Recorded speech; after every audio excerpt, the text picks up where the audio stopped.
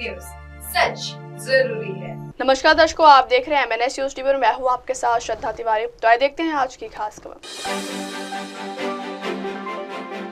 जम्मू कश्मीर में रहस्यमयी मौतों का क्या है सच? लौह युग की शुरुआत तमिल भूमि से हुई, बीएसपी के नक्शे कदम पर चल रही कौन? तो आइए देखते हैं खबरें विस्तार से। जम्मू कश्मीर में रहस्यमयी मौतों का क्या है सच? जम्मू कश्मीर में एक रहस्यमयी बीमारी पिछले 7 दिसंबर से एक गांव में लोगों की जान ले रही है। इस बीमारी की चपेट में आकर अब तक 17 लोग दम तोड़ चुके हैं। राजौरी के बड़हाल गांव में इस बीमारी से ऐसी दहशत है कि सीएम अब्दुल्ला को वहां का दौरा करना पड़ा है। केंद्र से टीमें भेजी गई हैं। कोरोना काल की तरह पूरा का पूरा गांव कंटेनमेंट जोन बन चुका है। सवाल है कि क्या ये कोरोना की तरह कोई वायरस है जो बड़हाल गांव में फैल गया, या फिर ये मसला जहरीले खान पान से जुड़ा हुआ है जिसके कारण लोगों की मौतें हो रही। अब सवाल है, क्या ये बीमारी किसी वायरस की तरह फैलने वाली है? तो स्वास्थ्य अधिकारी का जवाब फिलहाल नहीं। केंद्र सरकार की ओर से भेजी गई टीम भी वजह जानने में जुटी है। किसी कीटनाशक का इस्तेमाल इस बीमारी का कारण हो सकता है। 2000 से ज्यादा खाद्य पदार्थों को जांच के लिए भेजा गया है। हेल्थ एक्सपर्ट्स का मानना है कि बीमारी के सारे लक्षण सेंट्रल नर्वस सिस्टम से जुड़े थे। न्यूरोटॉक्सिन्स आमतौर पर ब्रेन और नर्वस सिस्टम को ही नुकसान पहुंचाते। गौर करने वाली बात है कि जब गांव के तालाब के पानी की जांच की गई थी तो उसमें कीटनाशक होने की बात सामने आई थी। इसके बाद तालाब को सील किया गया था। हालांकि अब तक इस बात की पुष्टि नहीं हुई है कि इस बीमारी के पीछे तालाब का जहरीला पानी है या कारण कुछ और है। राजौरी की इस रहस्यमयी बीमारी पर आज केंद्रीय मंत्री जितेंद्र सिंह ने भी बयान दिया। उन्होंने इस बीमारी को किसी तरह का वायरस मानने से इनकार किया है और कहा है कि इन मौतों के लिए कोई अज्ञात विष कारण हो सकता है। अगली खबर, लौह युग की शुरुआत तमिल भूमि से हुई। तमिलनाडु के मुख्यमंत्री एम.के.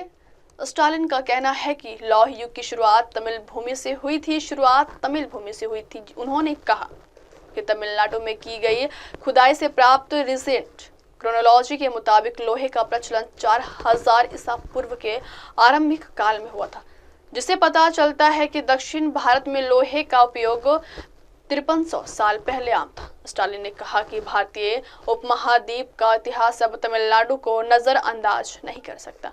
मुख्यमंत्री ने बुधवार को चेन्नई के कोट्टुरपुरम स्थित अन्ना शताब्दी पुस्तकालय में पुरातत्व विभाग की ओर से लोहे की प्राचीनता पुस्तक का विमोचन किया। इस दौरान उन्होंने कहा, मैं दुनिया को बता रहा हूं कि तमिलनाडु में लोहे को गलाने की तकनीक 5300 साल पहले विकसित की गई। यह विश्वास के साथ कहा जा सकता है कि दक्षिण भारत में, खास तौर पर तमिलनाडु में करीब 33,045 ईसा पूर्व में लोहे की शुरुआत हुई थी। अगली खबर, बीएसपी के नक्शे कदम पर चल रही कांग्रेस अपनी खोई हुई सियासी जमीन को दोबारा से पाने के लिए बेताब है। कांग्रेस देश के अलग अलग हिस्सों में जय बापू, जय भीम और जय संविधान नाम से जनसभाएं कर रही है।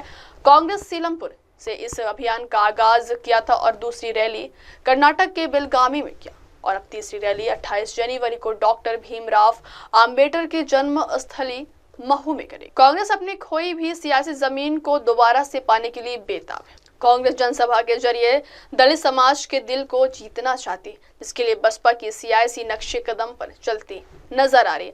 बसपा की तरह ही कांग्रेस के मंच पर भी डॉक्टर अंबेडकर की तस्वीर लगी नजर आती है। इतना ही नहीं, कांग्रेस नेता भी खुलकर जय भीम के नारे हर एक छोटी और बड़ी सभा में लगा रहे। जय भीम बसपा का वैचारिक और नैतिक संबोधन है, लेकिन कांग्रेस ने अब अपने राजनीतिक एजेंडा का हिस्सा बना लिया। डॉक्टर अंबेडकर पर अमित शाह के द्वारा किए गए टिप्पणी के बाद राहुल गांधी से प्रियंका गांधी तक ने बीजेपी के खिलाफ मोर्चा खोल दिया था। कांग्रेसी नेता इतने आक्रामक से रही, उस तेवर से में बसपा और मायावती भी नहीं दिखी। अब वक्त हो चला दर्शकों ब्रेक का। ब्रेक से लौटने के बाद देखेगा देश और दुनिया की तमाम बड़ी खबरें। बने रहिए MNS न्यूज टीवी पर। नमस्कार। MNS न्यूजला पुढील वाटचालीस खूप खूप शुभेच्छा। आप देख रहे हैं MNS न्यूज, सच जरूरी।